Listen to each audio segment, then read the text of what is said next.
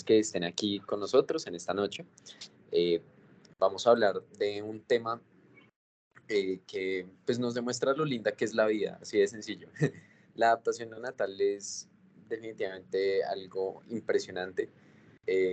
Cómo funciona el cuerpo humano y cómo pasa de un medio líquido a un medio gaseoso, cómo hace para adaptarse, como dice su nombre, y cómo la fisiología o sea, digamos, ya venimos así configurados, eh, permite que nosotros logremos este cambio. Y como después de pasar unos largos 9 meses idealmente en el vientre materno, sea por la vía del parto que sea, afortunadamente eh, llegue la vida a la conclusión de poder estar en las condiciones en las que nos encontramos cada uno de nosotros, y es respirando con una función cardiovascular óptima, ¿sí? Pero también es importante identificar qué cosas podrían llegar a salir mal en esas situaciones o nosotros cómo podríamos ayudar en ello. De ahí viene ese tema del mundo de la neonatología y cómo la adaptación neonatal es esa parte tan linda que tiene la medicina de poder contemplar cómo un niño pasa del vientre de su madre a vivir y cómo nosotros podríamos llegar a colaborarle, a conducir esa adaptación neonatal en dado caso de que sea necesario, y siempre entendiéndolo desde la parte de las bases fisiológicas de este proceso. Entonces, para eso es esta charla, para dar esos cimientos, esas bases para esta temática. Y pues, como es de costumbre, nuestro tutor del grupo de interés, el doctor Sergio Agudelo, con quien tenemos, pues, la verdad, el honor de contar con él durante esta charla, con nuestro grupo de interés. Y en verdad, Doc, como siempre, darte las gracias para poder brindarnos esta charla, en realidad que pues, sea de un gran provecho para todos y que podamos ver lo lindo que es este tema y en lo personal con lo que muchos nos llevamos a enamorar de la pediatría también. Bueno, Andrés, muchas gracias por esa introducción, esa presentación. Eh, Hoy, pues, como ya les vamos a hablar de adaptación neonatal. Es un proceso fisiológico complejo, ¿no? Eh, Esos cambios y esas adaptaciones me voy a enfocar, claro, el recién nacido se adapta en todos sus sistemas, se adapta a nivel del tiroides, se adapta a nivel de la termorregulación, se adapta en la glucosa. Pero creo que aquí lo que todos entendemos como adaptación es ese proceso inmediato, ¿no? Esos minutos del paso de la vida intrauterina a la vida extrauterina, de un medio líquido a un medio acuoso. Entonces me voy a enfocar en esa adaptación neonatal inmediata, en esos pasos fisiológicos y anatómicos importantísimos que ocurren, esos ajustes para lograr esa sobrevida, ¿cierto? Esas características de la circulación fetal, el paso a la transición. eh, y mm, Voy a integrar ese conocimiento fisiológico a esas implicaciones en en la atención del recién nacido. Y ya al final pues voy a hablar de algunas intervenciones ya propias. Los que han pasado por pediatría pues ya conocen las intervenciones propias. Los que no, pues se las presentaré los paso a paso. Y si me alcanza el tiempo, lo haré algo de reanimación básica para integrar esto a la reanimación. Si no, pues hasta aquí vamos. Bueno, entonces empezando desde esa parte fisiológica, desde esas características de la circulación fetal a la circulación de llamada del adulto o del niño, del adulto, pues ya después de este paso, en estos primeros minutos, no vuelve a cambiar. Bueno, no cambia tan desde tan forma tan agreste, tan compleja, ¿no? Se adapta en otras cosas, pero pues los cambios grandes ocurren en estos minutos. ¿M?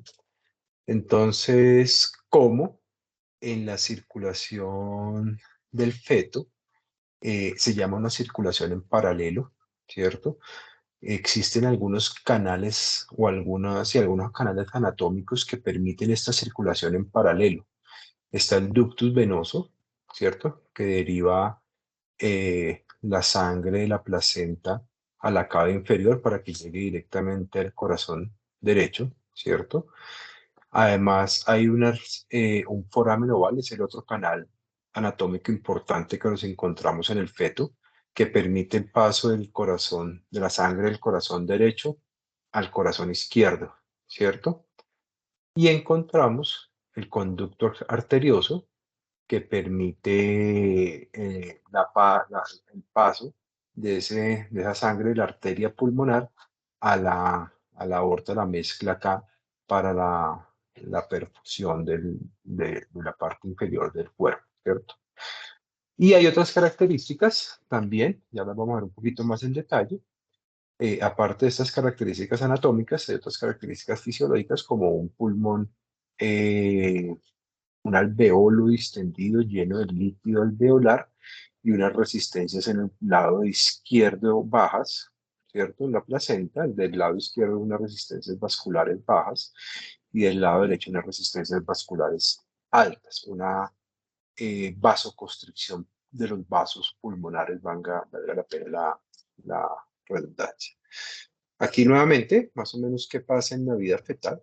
Pues la sangre que entra por la vena, sangre oxigenada, pasa por el ductus venoso y llega directamente a la caja inferior. No, el 50% del volumen de sangre que entra de la placenta pasa directamente a la cava a través del ductus, que era el primer canal que veíamos. Aquí por el segundo canal, el foramen oval, y por resistencias pulmonares elevadas, mírenlas acá, ¿cierto? Hace que este lado sea de baja resistencia y este lado derecho sea de alta resistencia, simplemente por hemodinamia, pues la sangre pasa del lado eh, derecho al izquierdo a través del foramen oval, ¿cierto? Mire, si seguimos el camino, pasa al ventrículo izquierdo y del ventrículo izquierdo sale a la aorta. El otro camino es la sangre que llega de la parte superior del cuerpo, ¿cierto? A través de la vena cava superior. Esta es toda la parte del recorrido de la vena cava inferior, ¿cierto? Pasa aquí y va a la aorta. Miren que aquí me voy a volver un poquito. Miren que las primeras ramas de la aorta ascendente son las coronarias, o sea que el miocardio está perfundido con una sangre, con la mejor sangre oxigenada, ¿cierto?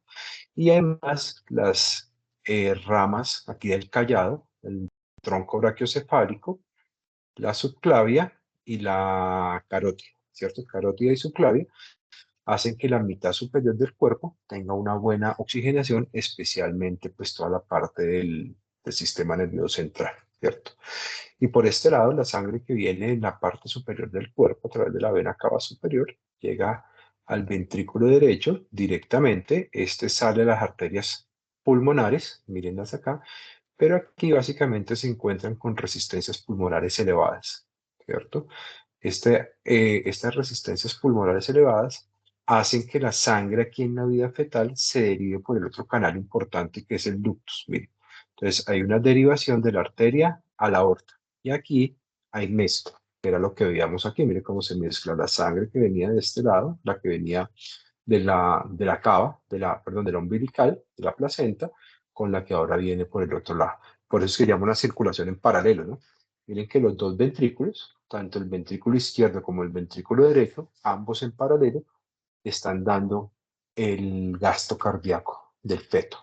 A diferencia de lo que se llama la circulación del adulto o la de nosotros o la de cualquier niño ya en este periodo de los primeros 3, 5 minutos, pues es una circulación en serie, ¿cierto? Están separadas, no hay canales, no hay comunicación y el ventrículo izquierdo pues da el gasto sistémico y el ventrículo derecho da el gasto pulmonar. Pero aquí por estos canales y por estas condiciones fisiológicas, y entonces el cambio es ese, el cambio es precisamente que se separen las circulaciones, ¿cierto? Entonces todo inicia, y esto es supremamente importante, voy a detenerme más adelante un poco en eso, todo inicia con el inicio de la respiración, ¿cierto? Con las primeras respiraciones. Cuando empieza a haber respiración, estas resistencias vasculares que estaban elevadas empiezan a disminuir. Al disminuir esas resistencias vasculares, empieza a haber un aumento, mire, con la caída de la resistencia del pulmón, veamos aquí, caída de la resistencia del pulmón, empieza a haber un incremento del flujo sanguíneo pulmonar, empieza a aumentar la perfusión pulmonar y eso es supremamente importante en la adaptación. Inicia la respiración, caen resistencias. ¿Por qué caen las resistencias?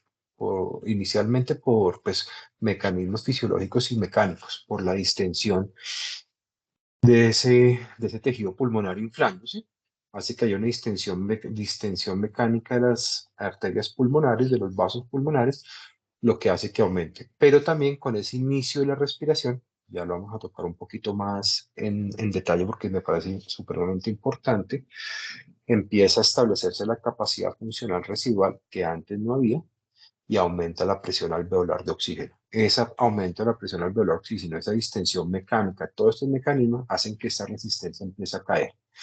Estos son segundos, minutos, ¿no?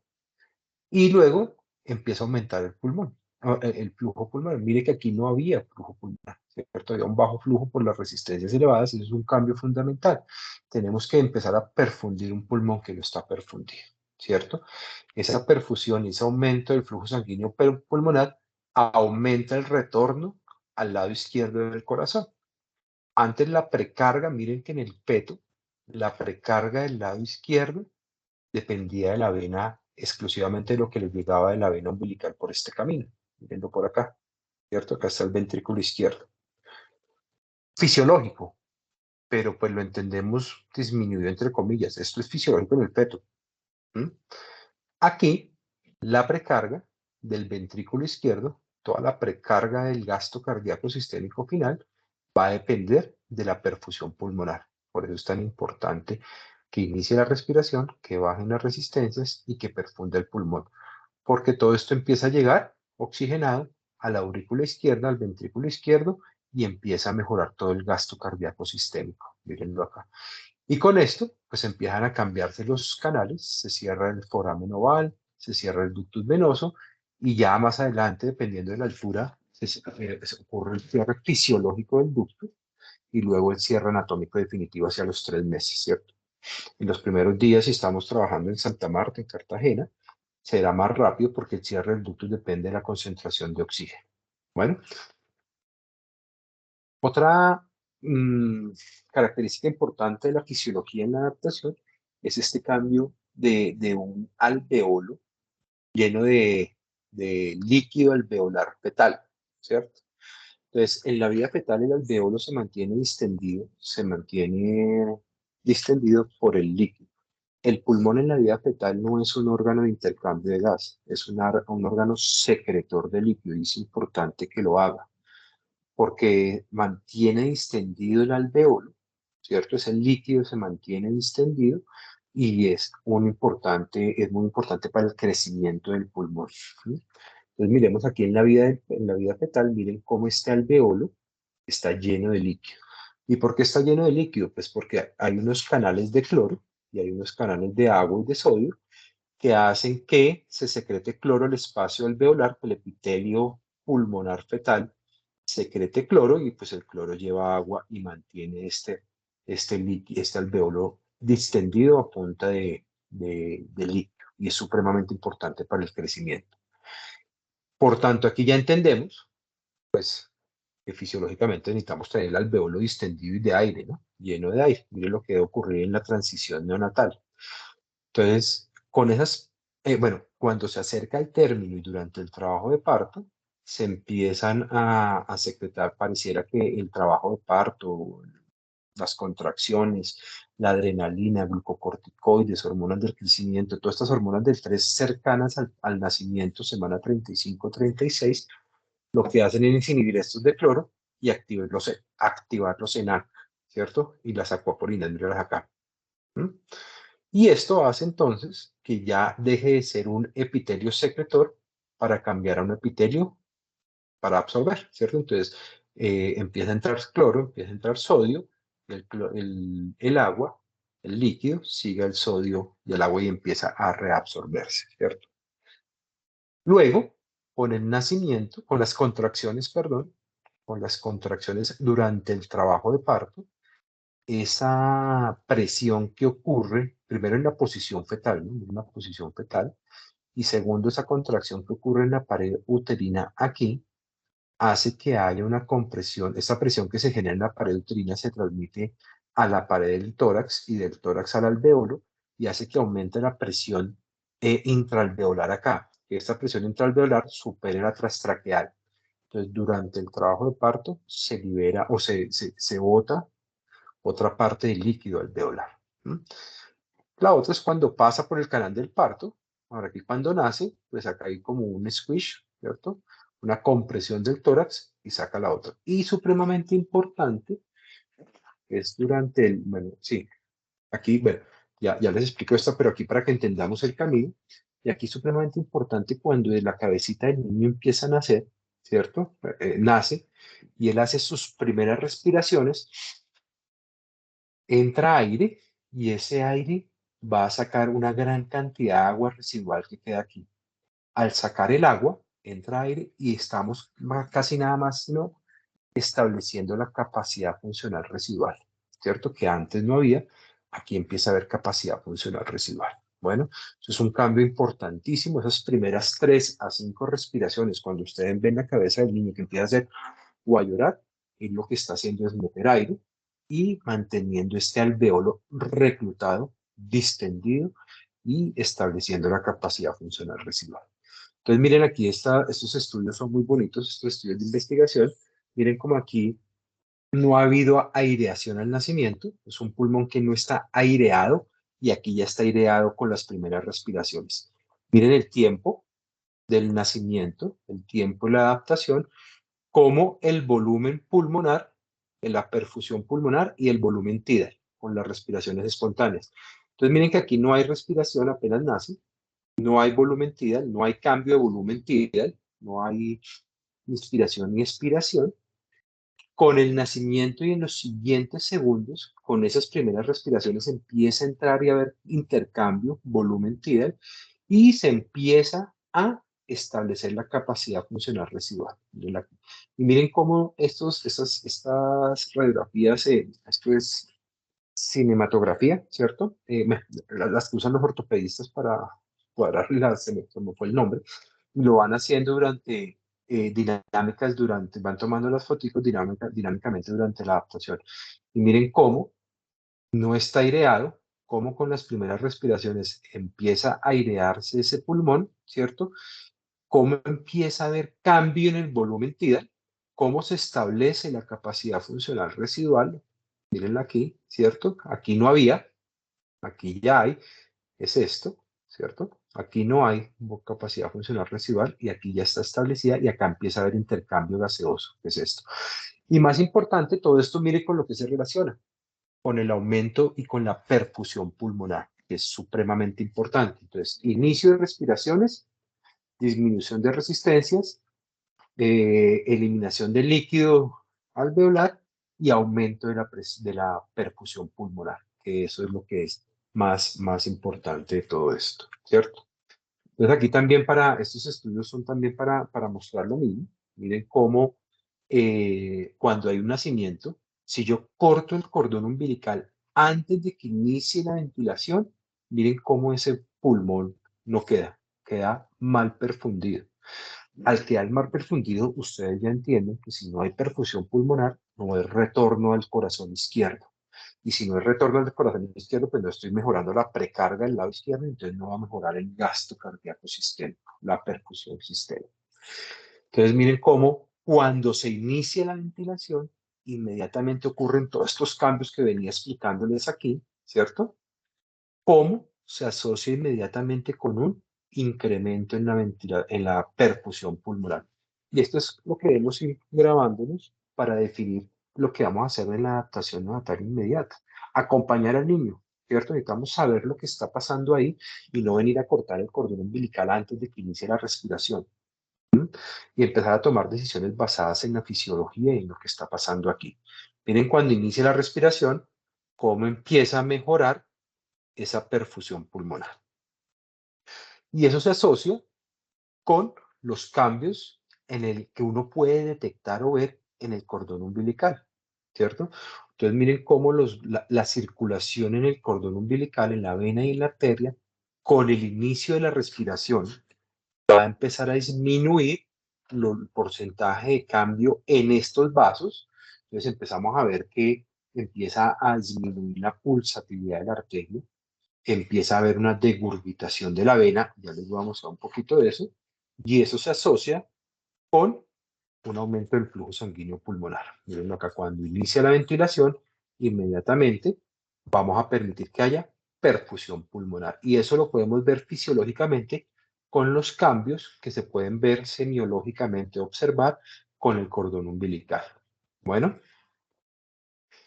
y finalmente, para seguir convenciéndolos, pues miren cómo antes del nacimiento, a través del ductus hay un flujo bidireccional y hay cero, o no hay casi que cambios en la perfusión pulmonar, ¿cierto?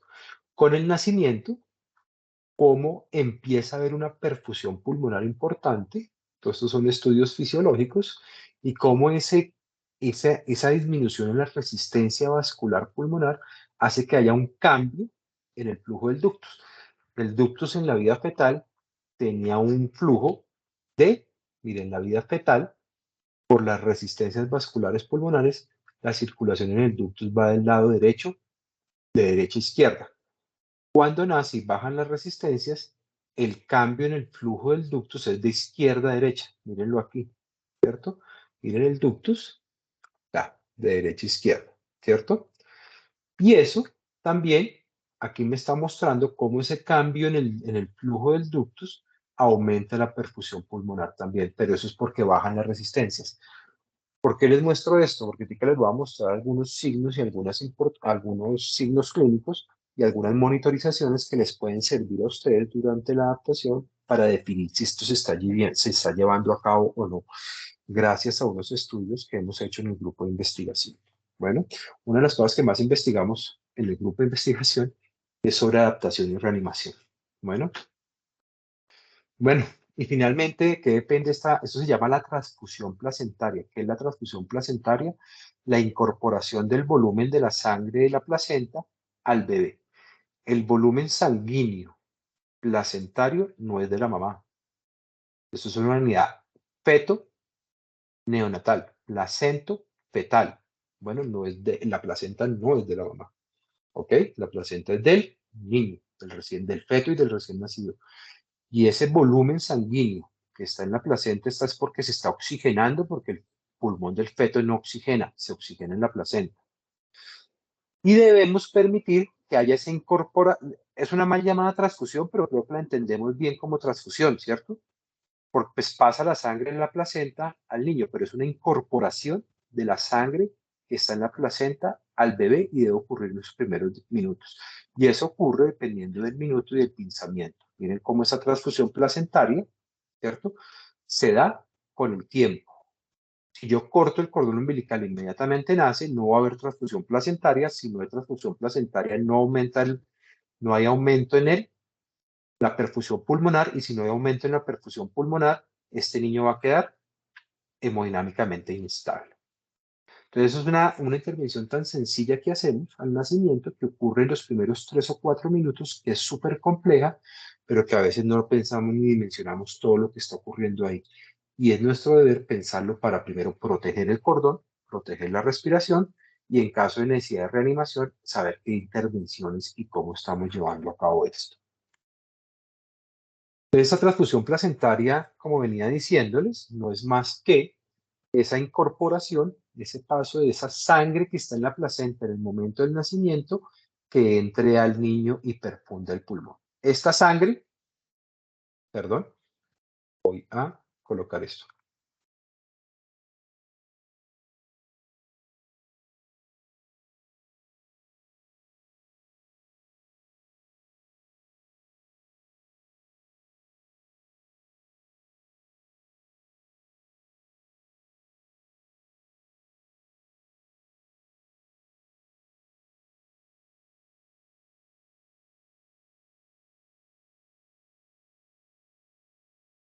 Entonces, debemos que la transfusión placentaria se permita.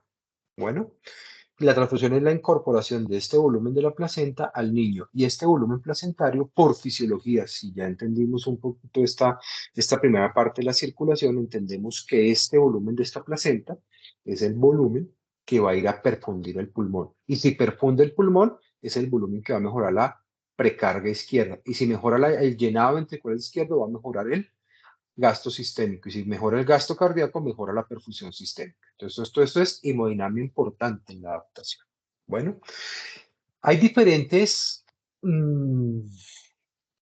eh, eh, diferentes intervenciones o factores, perdón, que determinan esa transfusión placentaria. Importantísimo el inicio de la respiración, ¿cierto? Con el inicio de la respiración ya entendimos que bajan resistencias, se crean también presiones negativas intratorácicas y eso hace que entre sangre. También, bueno, la posición del bebé, la posición de la arteria, la pulsatividad de la arteria, la gravedad, etcétera. Pero el otro importantísimo, aparte del inicio, los dos más importantes son el inicio de la respiración y el tiempo del pinzamiento del cordón umbilical.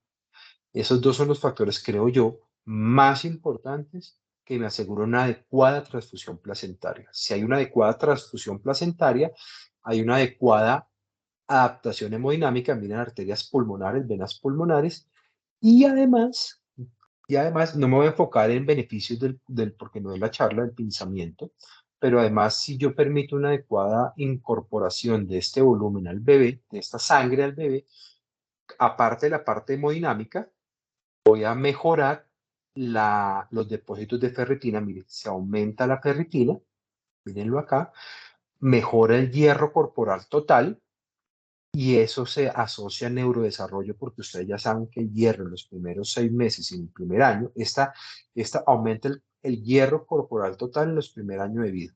Si yo permito que haya esta transfusión adecuada, estos 3 a 5 minutos de transfusión.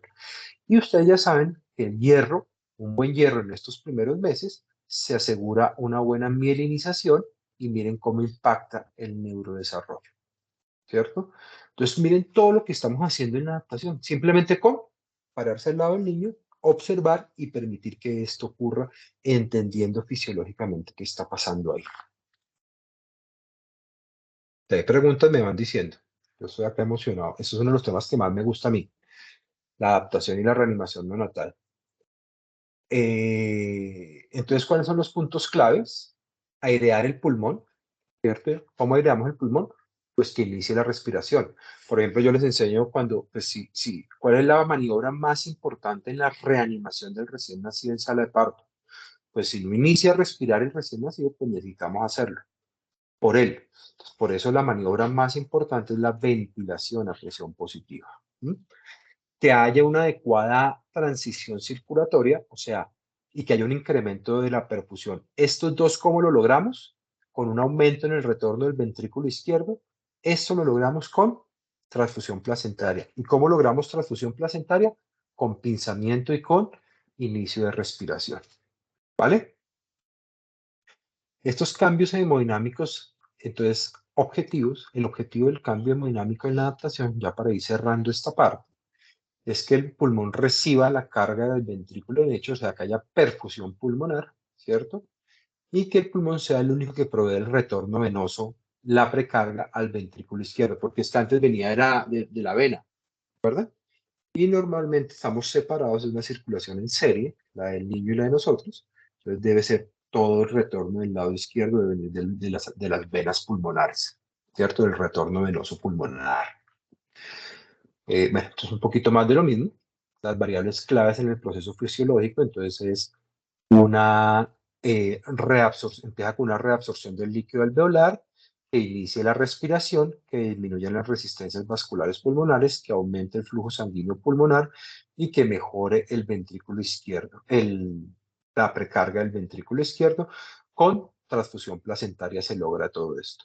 El objetivo es llevar un pulmón en la vida fetal con ventilación de una relación ventilación-perfusión de 0 o sea, es un pulmón que no está ventilado y un pulmón que no está perfundido, a una relación diferente a cero, o sea, de uno. Un pulmón ventilado y un pulmón perfundido. Ese es el objetivo de la adaptación a esos cambios fisiológicos supremamente complejos que están ocurriendo en esos primeros minutos del nacimiento.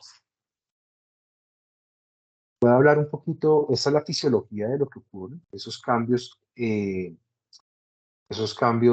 fisiológicos, anatómicos, entendidos de por qué es tan importante el inicio de la respiración y por qué es tan importante la transfusión placental. Voy a pasar aquí las intervenciones de la adaptación natal, las intervenciones mediatas, inmediatas, el paso a paso, pero en algunas me voy a detener para que entendamos la correlación fisiológica y clínica de lo que está pasando en esto de lo que estamos haciendo en el paso a paso. Entonces, bueno, ¿a qué niño le hacemos adaptación neonatal inmediata, espontánea? Pues al que tiene una adaptación espontánea, al bebé que es vigoroso al nacimiento. El bebé que no es vigoroso al nacimiento, pues básicamente toca hacerle reanimación neonatal.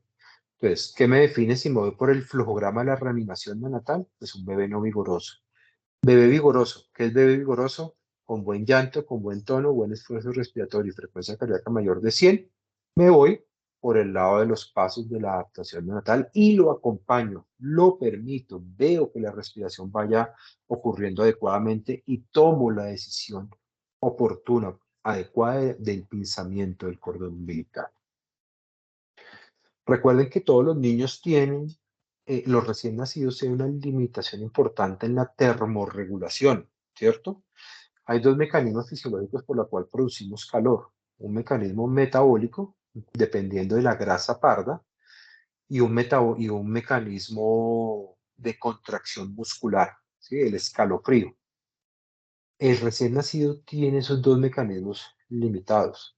El recién nacido no tiene una termogénesis asociada a la contracción muscular. Él no puede producir calor haciendo escalofríos, ni produciéndose él mismo flexionándose, ¿cierto? Y además, la grasa parda está limitada en el recién nacido. Entonces, él está en riesgo de enfriarse, de hacer hipotermia en la adaptación y en cualquier momento, ¿cierto? Pero pues acá estamos hablando de adaptación. Entonces, es nuestro deber hacer todas las maniobras necesarias para una adecuada termorregulación. Por ejemplo, el secado y el contacto piel a piel me parece a mí que es la maniobra fundamental de termorregulación, de apego, de cariño, de amor, de leche materna, ¿cierto? Permitir ese secado y ese contacto piel a piel al nacimiento. No interrumpamos este momento entre la madre y el niño. ¿Algún mecanismo de termorregulación para el prematuro? Pues está colocarlos en bolsas de Ziploc, bolsas de plástico, mojados para evitar las pérdidas de calor. Eso se hace generalmente en el prematuro. Y otras fuentes de calor externas, como las incubadoras cerradas o las lámparas de calor radiante, o llamadas también incubadoras abiertas. Si el niño es a término y está llevando una adaptación adecuada y tranquila, lo ideal es dejarlo en contacto piel a piel. Bueno, la mejor forma y secar todo su cuerpo y colocarle eh, el gorrito o una compresa en la cabeza para que no haya pérdida de calor por acá. ¿Vale? El contacto piel a piel es otra cosa que investigamos mucho en el grupo de investigación de enfermedades prevalentes de la infancia. Es una intervención sencilla, costo-efectiva, ya van a ver, que mejora la salud del niño y mejora la salud de la madre. Tiene impactos en la salud de la mamá e impactos en la salud del recién nacido. Aquí, con esta foto que ustedes están viendo acá, está ocurriendo unos mecanismos neurobiológicos supremamente importantes. Esto, la mamá viendo al niño, oliéndolo y escuchándolo llorar, está generando para sí niveles de oxitocina y está bajando los niveles de cortisol. Y además, este contacto piel a piel está produciendo también oxitocina. Estos niveles de oxitocina circulando en el cerebro de la mamá va a disminuir el umbral de dolor, va a mejorar la tercera fase del parto, la expulsión de la placenta, ¿cierto? Va a disminuir el riesgo de sangrado del posparto, por la oxitocina, y además tiene implicaciones neuropsicológicas, esa oxitocina a nivel del sistema nervioso de la madre. Va a disminuir la depresión posparto y va a mejorar la producción de leche. Y en el niño, sí que, bueno, en el niño también tiene toda una neurobiología, mejora la termorregulación, mejora los neuroesteroides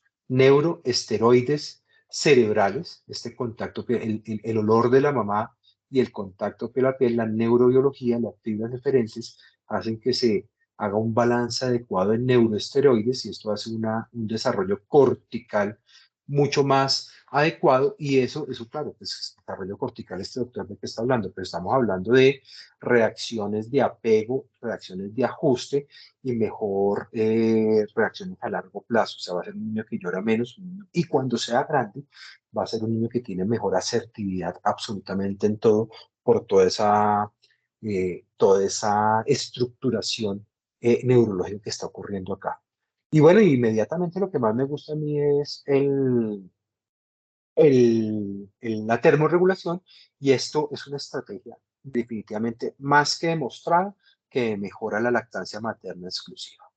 Entonces tiene neurobiología en la mamá, neurobiología en el recién nacido, tiene implicaciones a mediano y largo plazo. Este niño va a tener mejor corteza, va a tener mejores respuestas eh, comportamentales, ¿cierto? No va a ser por ahí un reactivo que se la va a pasar gritando y llorando por todo, sino que va a entender mejor, va a ser más asertivo. Eso está supremamente demostrado, ¿cierto? Y el vínculo de apego madre-hijo va a ser espectacular y además, eso también lo hemos estudiado, ya les voy a mostrar, disminuye enfermedades prevalentes del recién nacido. Este niño va a ser menos hipotermia, va a entrar menos a la unidad neonatal, va a tener mejores niveles de glucosa porque va a comer mejor, va a entrar menos hipoglicemia y hace menos ictericia y además hacen menos infecciones, ¿cierto? Entonces miren todo lo que les estoy convenciendo para que dejemos esto sin interrupción en la primera hora de vida. Bueno. ¿Qué hemos hecho desde el grupo de investigación del contacto piel a piel? Hemos hecho bastante. Les voy a mostrar algunos de los que hemos hecho. Este de Early Human Development, mostrábamos cómo el efecto del contacto piel a piel versus la separación disminuía la hospitalización, ¿cierto? Entonces, mire factores, ya después del modelo de regresión logística que hacíamos, cómo eso era hospitalización temprana, antes del egreso, como si yo permitía ese contacto piel a piel frente a la separación, disminuía en más del 50% el riesgo, de 54% para ser exactos, el riesgo de ingreso y de hospitalización del recién nacido antes del egreso. ¿Por qué? Pues porque se enfría menos, se termorregula más, hay mejor vínculo, la mamá lo cuida mejor, come mejor leche materna, hace menos hipoglicemia, hace menos ictericia, se infectan menos, ¿cierto? Perdón, eso no era en el alojamiento conjunto, eso era en la primera semana de vida. Bueno, entonces desde el punto de vista de la morbilidad prevalente de este neonato, el contacto con la piel hace que se hospitalice menos. Esto es de nuestro grupo de investigación con el hospital, y eso fue hecho en el hospital de Zipaquirá, en el regional. No, en el regional, no, en el funcional. También en International Breastfeeding Journal mirábamos, bueno, ¿cuál es la barrera realmente del contacto piel a piel? Y yo creo que todos los que están acá lo han visto y es que seguramente no se coloca en contacto piel a piel por las barreras, ¿sí? Me tengo que ir, tengo que sacar, pesarlo rápido, ¿dónde está el agua? No debería ocurrir eso, pero las barreras están demostradas también en estudios internacionales. Esas barreras administrativas del personal existen. Entonces nos preguntábamos en el grupo de investigación, ¿será que lo colocamos inmediato? O sea, que lo podemos colocar temprano después de hacerle las maniobras de adaptación. Entonces estábamos a través de un ensayo clínico grandísimo que hicimos, mirábamos si iniciarlo de forma inmediata, comparado con iniciarlo después de hacerle las intervenciones, tendría impacto en la lactancia materna en el recién nacido a término, ¿cierto? Ya les decía que el contacto con la piel mejora los indicadores de lactancia materna en el neonato y en los primeros 3 meses. Y mire que no encontramos diferencias estadísticas significativas si ustedes lo empiezan y lo dejan de forma inmediata o si hacen rápidamente las intervenciones y lo devuelven a contacto piel a piel y lo dejan ahí 1 hora seguida. No habían diferencias ni en la exclusividad de la lactancia a los 6 meses, ni a los seguimos por 6 meses a estos bebés, ni a los 3 meses, ni diferencias en cómo se estaba llevando a través del IFAT esa lactancia, ni en morbilidad del recién nacido, que era lo que mostrábamos en el anterior, si los separábamos. Aquí no los estamos separando, estamos evaluando 2 momentos de inicio del contacto para mirar si podíamos saltar esa barrera y esa barrera que hay administrativa, que hay asistencial, y poder ofrecerle contacto y no dejarlo sin nada, ¿cierto? Y miren aquí en la curva de Kaplan-Meier, la curva de sobrevida de la lactancia, no habían diferencias de lactancia. Lo que sí llamaba la atención es que la lactancia cae espantosamente en los primeros meses, ¿no? Pero de todos modos, en la exclusividad entre los 2 momentos, entre el temprano y el tardío, durante 6 meses en un ensayo clínico, no mirábamos. Luego hacíamos otro, este está en Breastfeeding Medicine, ¿cierto? Y mirábamos también ese momento de inicio del contacto, si tenía algún impacto, pero ya en la parte neonatal inmediata. Y mire que tampoco. La conclusión acá es que no. Encontrábamos un tiempo, ¿se acuerdan que yo las pasadas los que estuvieron en la charla de lactancia les contaba que un indicador es la lactancia materna temprana en la primera hora? Encontrábamos que de pronto en el inmediato podría haber unos minutos, si los minutos de inicio de la primera lactancia, sí estaba a favor del inmediato, pero eran 5 minutos de diferencia. Hicimos un subanálisis, no se los muestro acá, para mirar si esos 5 minutos de diferencia impactaban en alguna de otras variables y no, ¿cierto? Y finalmente, costo-efectividad. Hicimos un estudio de costo, lo hemos dedicado aquí al contacto piel a piel, es que a mí me gusta mucho esto. Hicimos un estudio de costo-efectividad del contacto piel a piel inmediato sobre tardío y acá pues encontrábamos que el inmediato, el temprano es una estrategia dominada por el inmediato. O sea, ¿qué evaluamos acá? Enfermedades del recién nacido. Definitivamente hay que hacerlo inmediato por los estudios de costo-efectividad que hacíamos. Pareciera que cuando miramos solo desenlaces clínicos no hay diferencia, pero cuando le metemos costo-efectividad en las enfermedades del recién nacido, definitivamente hay que hacerlo inmediato. Hay que dejar al niño ahí puesto. Bueno, eso sobre contacto piel a piel. Me fascina el contacto piel a piel, como también me fascina la adaptación y el pinzamiento del cordón umbilical. Entonces, cuando ya pasando, entonces termorregulación, contacto piel a piel, 1 hora, ¿cierto? No separarlos, posponer todas las maniobras de la adaptación. ¿Cuándo tomar la decisión del pinzamiento del cordón umbilical? Pues la decisión del pinzamiento debería ser tomada con criterios fisiológicos y no con criterios basados en tiempo, como son las guías actuales. Actualmente le dicen a usted al minuto, bórrese en eso la cabeza. Por lo menos todas las personas que están acá nos vamos a borrar que no es un minuto, no es 2 minutos, no es un tiempo, es un momento fisiológico. Y si estuvieron en la primera charla y captaron la primera charla, la parte fisiológica va por respiración, inicio de la respiración, va por circulación de vasos umbilicales, les mostraba la diapositiva y el estudio que hacían, ¿cierto? Y va por datos hemodinámicos. Entonces, básicamente, el pensamiento fisiológico del cordón debe estar cuando haya establecido la respiración. No van a pinzar el cordón antes de la respiración, de que el niño respire, lo cortan inmediato y lo pasan a la lámpara. No, ya saben por qué. Cuando hay una adecuada perfusión de la piel, ¿por qué? Porque la piel es un órgano terminal y nos puede estar mostrando de forma indirecta el gasto sistémico, ¿cierto? Ese gasto cardíaco, esa contracción. Si hay una buena perfusión, estamos infiriendo que hay un adecuado llenado del ventrículo izquierdo. Cuando la pulsatividad de los vasos umbilicales ya no estén, ¿cierto? Mire, esto es la vena umbilical engurgitada cuando quede así, todo plácido, todo, porque ahí está la verdadera transfusión y la reducción de la engurgitación de la vena umbilical. Si ocurre eso, puede ocurrir, eso era otro estudio que hacíamos, no se los vamos a mostrar acá si no acabamos, pero era otro estudio de investigación que hacíamos y publicábamos, y esto no ocurre en un minuto, como dice la Academia Americana de Pediatría.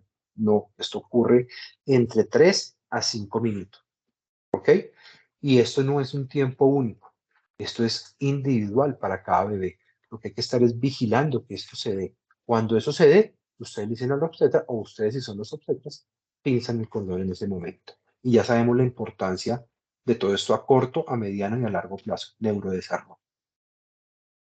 Les quería mostrar cómo saber que esa adaptación, un signo muy fácil que ustedes pueden hacer para saber si esa adaptación se está llevando de forma adecuada, y es, por ejemplo, una oximetría pre y post durante la adaptación.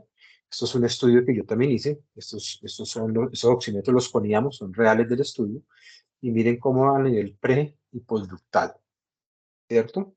Pero miren esto, cómo aquí a nivel preductal, esto es preductal y esto es postductal. Miren cómo inicia, perdón. La parte de arriba es pre, la parte de abajo es postductal. El sensor de arriba es pre y el sensor de abajo es postductal. Miren esta diferencia en la saturación pre y postductal. 79% y 13% del nacimiento. Claro, si entendimos la adaptación, sabemos que hay resistencias vasculares elevadas y que hay flujo de derecha a izquierda a través del ductus y que hay mezcla postductal. Claro, pues esta diferencia, esta divergencia me está hablando de que hay resistencias vasculares elevadas todavía. Y miren con el tiempo, con la evolución del tiempo, cómo mirábamos, cómo veíamos que va mejorando tanto la pre y la post hasta llegar a converger. Converger, ya les voy a mostrar un poquito. Hicimos otro estudio de investigación, este está en sometimiento, ¿cierto? Queríamos ver la transfusión placentaria con variables clínicas durante la adaptación neonatal inmediata con la cianosis. Proponíamos, ¿qué ven acá? Piensen qué ven acá. ¿Cómo ven este niño? Vemos, mírenlo, si ven aquí, esta parte, la mitad superior está rosadito y la mitad inferior está cianótico. Vean cuando adapten niños y verán que esto se ve. Este signo se ve, ¿cierto? ¿Qué es lo que está, este signo, este es el primer artículo que lo vamos a, este signo no es mío, el signo es de un profesor mío, de Santiago Correa, ¿cierto? Y él le llama el calzón de cianosis. Lo que pasa es que en el artículo no le podíamos llamar calzón de cianosis porque los gringos, pues entonces lo llamamos cianosis del segmento inferior. ¿Por qué hay cianosis del segmento inferior? Pues porque todavía hay resistencias vasculares elevadas. Si entendemos la adaptación y entendemos la fisiología, sabemos que al haber resistencias del pulmón elevadas, el flujo a través del ductus va a ser de derecha a izquierda, entonces todo lo que es preductal, mírenlo acá está bonito, rosadito, y todo lo que es postductal está cianótico. Queríamos demostrar simplemente que este es un signo que les va a ayudar a ustedes y que nos ayuda a orientar la adaptación. Este niño podemos inferir que tiene hipertensión pulmonar, que quedó con resistencias vasculares pulmonares elevadas y por eso está con oxígeno. Solo con ese signo, y vea cómo lo demostrábamos. Bueno, esta es una foto del profesor Santiago Correa, del materno infantil, pero pues claro, este es un caso severo. Este es un caso leve que ocurre, que es el que más vemos, pero este es un caso severo. Miren cómo el segmento superior está rosadito y el segmento inferior o el calzón de cianosis está pálido, ¿cierto? Acá en la adaptación y en la reanimación neonatal. Y miren cómo veíamos las divergencias de las saturaciones. A nivel preductal está en 79 y a postductal está en 13. Y lo que hicimos fue validar ese signo. Y miren cómo tiene un área bajo la curva del 92%. Este signo de la cianosis, lo que hicimos fue validarlo. Entonces, a ustedes les va a servir clínicamente, si ven a este niño así, lo ve uno muy frecuente, si no han cortado el cordón umbilical, no lo corten todavía. Si ya lo cortaron, pues ese niño quedó con resistencias vasculares elevadas y tiene hipertensión pulmonar. Tienen que empezar a hacer intervenciones para mejorarlo rápidamente. Oxígeno, perfusión, algo tienen que hacer porque o si no va a terminar en la unidad ese recién nacido porque quedó con hipertensión pulmonar. Y esa es la validación del ciclo, el área bajo la curva. 92%, buenísima. En este mismo estudio mirábamos cómo evolucionaban las saturaciones, pero miren que si yo lo dejo tiempo de perfusión, tiempo de pinzamiento, como las saturaciones preductales siempre van a estar más elevadas. Esto es preductal. Miren cómo las postductales están más bajas, ¿cierto? Si lo dejo más tiempo, hay postductales más elevadas, o sea, una mejor adaptación. Eso también es del artículo de nosotros, y cómo la divergencia es más rápida. Miren que la divergencia en el grupo de 3 minutos y de 10 minutos, miren cómo la divergencia es menor. O sea, divergencia quiere ser la pre con la post. Si yo permito una adecuada transfusión, un buen tiempo de pinzamiento, tanto la pre como la post suben más rápido, se adapta mejor y hay menos divergencia. Y al haber menos divergencia, vemos menos este signo, no va a ocurrir este signo. Ese es un signo que les quería dejar, que les puede guiar a ustedes la adaptación en sus rurales, cuando trabajan como médicos. Bueno, eso también es del estudio, pero pues rápidamente miren cómo la saturación preductal es mucho mejor, está más elevada. Todos terminan, todos terminan acá convergiendo, pero miren cómo se demora más cuando más tempranamente permito menos tiempo de transfusión placental. Esta es para la pre. Para la post, mire cómo el postductal eleva, sube más rápidamente, sube mucho mejor durante la adaptación si yo la dejo más de 3 minutos. Bueno, y obviamente esta es la divergencia, pues la divergencia es menor. Si hay menos diferencias, hay menos divergencia. Bueno, ya ir cerrando, quería enfocarme en contacto con la piel, el deslizamiento. Investigamos mucho, ya saben todos que están invitados, pero esta es una de las cosas que más nos gusta. Contacto piel a piel y pinzamiento. Vitamina K, ustedes también es otra de las intervenciones que hacen. Se le coloca 1 miligramo intramuscular de vitamina K en el muslito derecho intramuscular. Esto es para la enfermedad hemorrágica del recién nacido. Recuerden que el paso transplacentario de vitamina K es disminuido, de vitamina K es disminuido, y además hay un retardo maduracional de todos estos factores de la coagulación. Entonces, los niveles plasmáticos del feto y del neonato de vitamina K están disminuidos y por tanto necesitamos una estrategia para evitar esa hemorragia, esa enfermedad hemorrágica del recién nacido, y es la aplicación de vitamina K. Bueno, puede ser intramuscular, pero también hay una estrategia oral, ¿no? También hay un esquema para ofrecerla oral, con acción oral, para la mamá que no quiera. Lo que pasa es que esta es más fácil porque es una dosis intramuscular de 1 miligramo en el término y uno ya se olvida. La oral requiere repetir dosis en varias semanas. Bueno, la otra intervención importantísima es verificar la permeabilidad esofágica. La permeabilidad esofágica la hacemos para descartar o para tamizaje de atresia esofágica, ¿cierto? Pasamos la sonda y si pasa hasta el estómago, estamos descartando atresia esofágica. Y hacemos el tamizaje y descartamos atresia rectal, ¿cierto? A través del paso de la permeabilidad anal de la sonda. También hacemos profilaxis para la oftalmia neonatorum o la conjuntivitis grave del recién nacido, que es producido especialmente o principalmente por dos bacterias, la Neisseria gonorrea y la clamidia trachomatis, ¿cierto? Producen una conjuntivitis grave que puede dejar ciego al recién nacido y se llama la oftalmia neonatorum o la conjuntivitis del recién nacido. Puede ser por otros microorganismos, pero los principales son esos.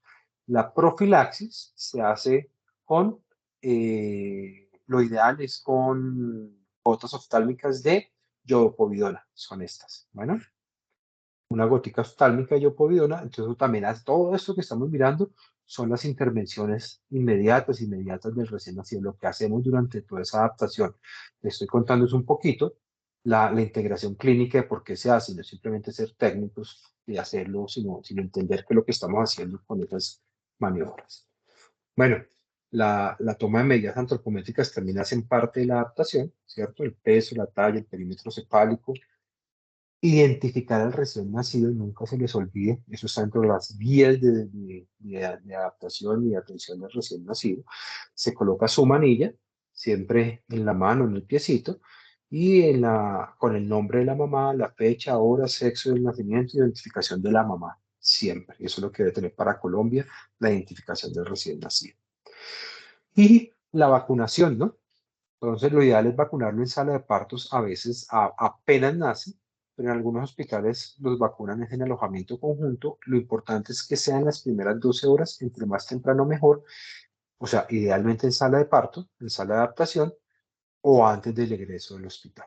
Bueno, ¿cuáles son las vacunas del recién nacido? Pues la primera dosis de hepatitis B, esta va enfocada no a producir anticuerpos y protección contra hepatitis, sino para la transmisión vertical, para la hepatitis B de transmisión vertical. Esta hepatitis B de transmisión vertical se asocia con cirrosis y con cáncer tempranamente para los niños que la adquieren de forma vertical. Esta primera dosis del recién nacido es para la transmisión vertical y la dosis única deltoide subdérmica de BCG, antituberculosa. Bueno, contraindicaciones de la hepatitis B, ninguna. Contraindicaciones de la BCG, si es un convivente, un hijo de madre con VIH o un convivente en hogar con VIH, paciente con VIH, o si es un prematurito. Bueno, si es prematuro, solo colocamos la vitamina B. Hoy esta hasta que logre un peso adecuado, hasta que logre 2000 gramos. No es que no la coloquen ahí inmediata, no es que no se coloque y se contraindique, sino que no se coloca ahí. Si no se coloca y está contraindicada en el hijo convivente de madre con VIH o si tienen algún familiar VIH en el hogar o en la casa. Y mirar todas las pruebas de tamizaje del recién nacido. Eso no es de la adaptación natal inmediata, pero quería traerla porque me parece fundamental asegurarnos que al egreso se vayan pues con el tamizaje. Debemos hacer tamizaje metabólico, hipotiroidismo y en las enfermedades metabólicas que tamizamos en Colombia. Tamizaje auditivo, este es uno de los, estas es las emisiones autoacústicas, este aparatico, ¿cierto? Pasa o no pasa, simplemente se coloca, o con potenciales auditivos evocados. Cardiopatía congénita, el tamizaje de cardiopatía congénita lo hacemos con saturación pre y postductal y el hipotiroidismo congénito lo hacemos con TSH neonatal. Estas son las enfermedades metabólicas que se tamizan de forma obligatoria en Colombia, ¿cierto? Y la adaptación y la lactancia temprana en la primera hora, déjenlo ahí en sala de partos. ¿Sí? Todo el arrastre, el niño termina alimentándose solito si no los separamos y si los dejamos en contacto piel a piel. Bueno, les iba a hablar algo de adaptación de reanimación natal básica, pero creo que ya se me fue el tiempo, se los quedo debiendo. Solo me iba a enfocar también en un artículo que hicimos del minuto de hoy, pero yo creo que el objetivo era adaptación y creo que logramos ese objetivo y era entender la fisiología y algunas maniobras, entender esa fisiología, llevarla a la clínica de lo que estaba pasando. Entonces, pues nada, yo dejo hasta acá, después de pronto buscamos un espacio y hablamos de reanimación si les interesa. No sé si tengan alguna pregunta. ¿Los dormí a todos o qué? No, yo sí tengo una pregunta, doctor. Cuéntame. Dale, Pues Laura. Escucho. quería preguntar, pues teniendo en cuenta nuestro sistema de salud, a veces conseguir, pues que los pacientes consigan como cita para el tamizaje de las autoemisiones es complicado. Entonces quería preguntar más o menos cuánto tiempo, o sea, cuánto tiempo es el recomendado para, para hacer ese tamizaje. Pues, por ley, por guía, estas guías son ley, son las rutas integrales de atención y el recién nacido sano debe ser visto en una consulta de seguimiento primera vez, o sea, la consulta de seguimiento del recién nacido sano hacia los 3 o 5 días máximo. En esa cita, en esa cita de seguimiento debemos verificar todos estos tamizajes. Hay unos que son supremamente importantes, por ejemplo, la TSH neonatal depende de un flujograma de salud pública y está centrado en el laboratorio, pero ojo, que sea el laboratorio no quiere decir que nos olvidemos. Ustedes deben estar preguntándole a la mamá cuando se vaya a alojamiento conjunto diciendo a la mamá, ojo, que le tomamos una TSH, tiene que llevarla, no sé qué, tiene que ir. Y el laboratorio debe hacer una búsqueda activa. Si el laboratorio idealmente a las 24, 48 horas encuentra una TSH de tamizaje elevada, debe llamar al niño, hacer una búsqueda activa y tomarle T4 libre inmediatamente. El hecho es, lo ideal es que definitivamente al tercer o quinto día en esa visita de seguimiento debe tener asistir con todos sus tamizajes. Sí, los tamizajes más importantes, si tú me preguntas, definitivamente son los metabólicos y el tamizaje de cardiopatía congénita no se debe de alojamiento conjunto sin su tamizaje, y ese sí depende de nosotros, y es muy fácil. El tamizaje de cardiopatía congénita en alojamiento conjunto es colocar un oxímetro preductal, un oxímetro postductal y verificar que no haya una diferencia más de 3% entre las dos. Si hay una diferencia más de 3%, antes de que se vaya a alojamiento conjunto, tiene que tener un ecocardiograma. No hay otra opción. Ese es el flujograma. Tamizaje positivo, ecocardiograma. ¿Y qué implica? Si estoy en un primero o segundo nivel, implica remitirlo. Sí. Si tengo el cardiólogo, pues tiene que tenerlo ahí mismo.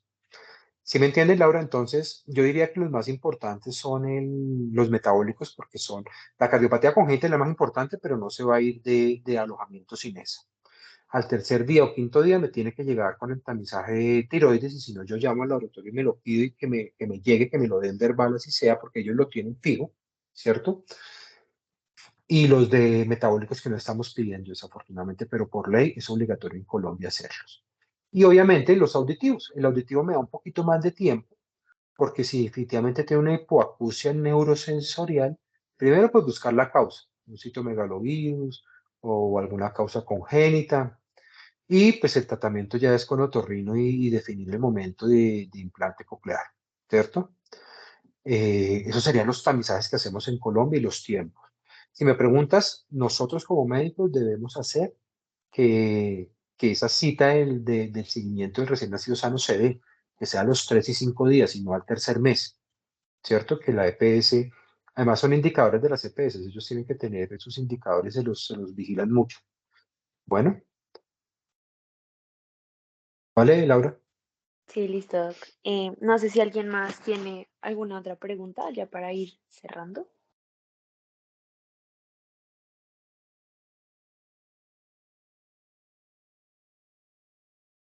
Bueno, espero no haberlos aburrido. Este tema realmente es apasionante. A mí me fascina, me gusta. Y realmente son cosas muy, muy sencillas que nosotros debemos vigilar que ocurran durante la adaptación, ¿cierto? El pinzamiento, el contacto piel a piel, la termorregulación, su vitamina K. Y me gusta más entenderlo desde la fisiología. Entonces espero que les haya podido transmitir eso y que de ahora en adelante se vuelvan fieles defensores del pinzamiento adecuado y del contacto piel a piel, de la lactancia materna temprana, como, como fieles estudiantes de la sabana, médicos sabaneros. Bueno, entonces muchas gracias por el espacio, Laura A ti, y Juan Doc. Francisco. Sí, no, a ti, Doc, gracias por el tiempo y por nada, aportarnos un poquito de tu conocimiento acerca del tema, que la verdad uno lo ve siempre en las presentaciones, pero verlo en la vida real es más chévere. Bueno, listo. Entonces te agradecemos de Buenas todo noches para corazón de todos. Que nuestro estén muy bien. grupo. Vale, Muchas gracias por acá gracias, siempre con doctor. Y el muy tiempo. valiosas las investigaciones sobre todos esos datos. Yo pienso que a nivel Colombia también son muy, muy valiosos. Muchas gracias. Vale, muchísimas gracias. Listo. Buenas noches a todos.